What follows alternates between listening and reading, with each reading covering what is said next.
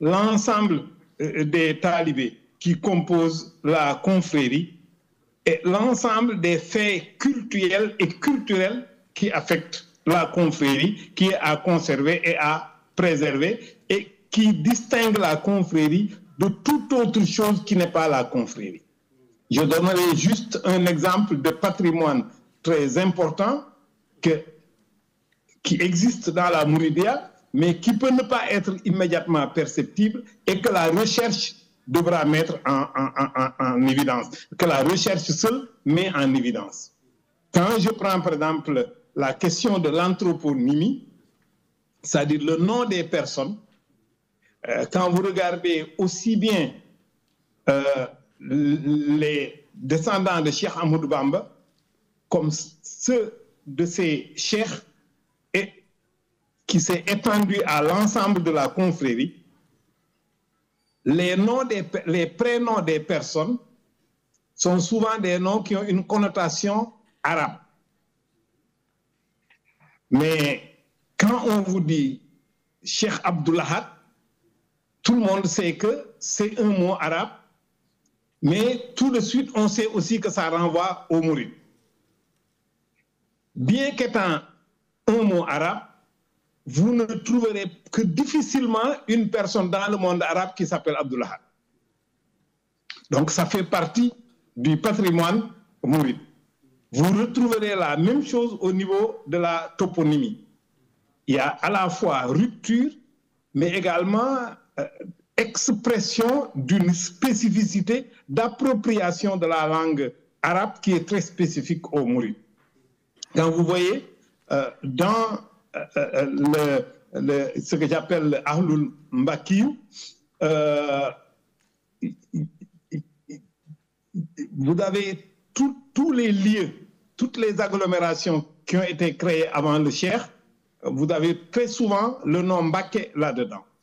Mais toutes les agglomérations qui ont été créées par le Cheikh renvoient à des noms arabes, mais quand vous allez dans le monde arabe, vous ne les trouvez pas. Que ce soit Darou Khoudoss ou Darou Mouhty. Quand vous dites Darou Mouhty, tout le monde sait que ça ne peut être qu'au Sénégal et en pays mouride. Pourtant, c'est des termes arabes. Donc, cette différenciation, cette analyse du patrimoine, sa maîtrise scientifique fait partie des modes de conservation et de protection de la confrérie. On peut également prendre des éléments qui comportent une partie de matérialité et qui posent des problèmes de conservation. Prenons la photographie. Quand on regarde dans la genèse de la confrérie, il y a très peu d'images photographiques de la confrérie. Au point que quand on en a découvert récemment, ça a une importance capitale du point de vue du patrimoine à acquérir, à collecter et à préserver et à conserver.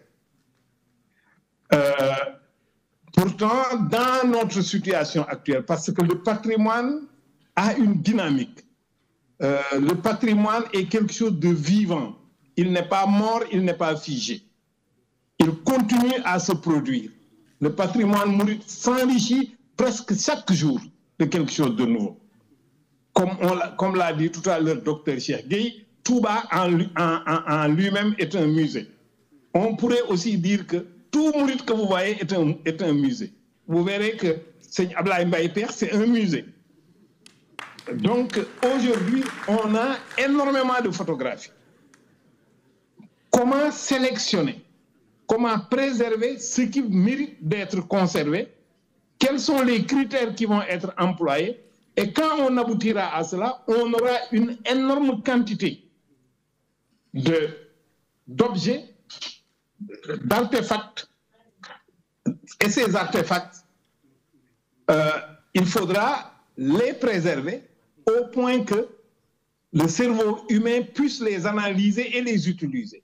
Donc, dans l'avenir, il faudra penser, dans le cadre de la conservation et de la protection, même à l'utilisation de l'intelligence artificielle pour pouvoir connecter, mettre en relation et pouvoir lire cette quantité énorme d'images du fait de la quantité, il ne sera pas possible à un cerveau humain de pouvoir faire toutes les connexions, de tout classer. Donc, il y a nécessité déjà de se projeter sur un avenir prochain dans la conservation, la protection et la gestion du patrimoine. Je l'ai souligné tout à l'heure, à la genèse de la confrérie, à la fin du 19e siècle, il s'est posé énormément de difficultés de conservation. Même de production. La production ne posait pas problème, mais la conservation a posé problème. Qu'est-ce qui présentait un intérêt particulier pour la confrérie et que la confrérie estimait digne d'être conservée? Je pense que dans la jeunesse, ce qui a été plus privilégié a été ce qui préservait l'existence même de la confrérie, compte tenu de l'adversité et des conditions précaires dans lesquelles est née la confrérie. Professeur Ibrahima, oui. On vient de me signaler que l'architecte du projet, M. Mbaou, est finalement disponible et aimerait intervenir. Donc, on va être obligé de vous demander de conclure, puisqu'il y a son excellence aussi qui est déjà prêt. Oui.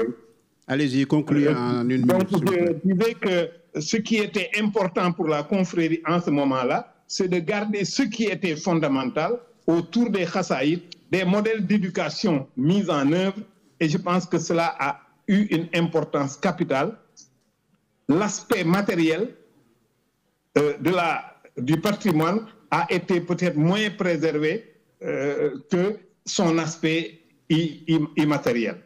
Maintenant, il y a aussi le patrimoine issu de la connaissance du mouridisme. Et cela se conserve par la transmission, se conserve par l'étude, et c'est ça qui fait l'intérêt de connecter le musée avec l'université de Touba, qui permettra de faire un aller-retour entre le musée, les différentes disciplines des savoirs qui s'enseignent à l'université, et cela participera à l'institutionnalisation du musée, sa construction, les savoirs qui s'y trouvent incorporés, mais également les différentes innovations liées à la culture et qu'il importe également de préserver. Le patrimoine s'enrichit, nous sommes face à des défis contemporains, et ces défis, il faudra les relever. L'immensité de la tâche est à souligner, mobilisation de ressources financières, les savoirs muséaux, les technologies, l'organisation, et tout ça est important pour préserver et conserver le patrimoine du mouridisme, le patrimoine de Cheikh Ahmadou Bamba. Merci beaucoup Ibrahim. Merci beaucoup Ibrahim. Je sais qu'une heure de temps ne t'aurait pas suffi. Tu es le patron du comité scientifique. Parce que je sais combien tu es attaché au Wolofal Mouride. Absolument. Or, tu n'en as pas parlé et il te faudrait 3 heures de temps pour parler de Seigne Moussaka, Seigne Baye Diakhaté et autres. Donc, on va être... Oui. J'ai juste devant moi une thèse qui se prépare, dont la soutenance se prépare, d'un de mes étudiants qui s'appelle Parfait Diatta. Quel est le titre?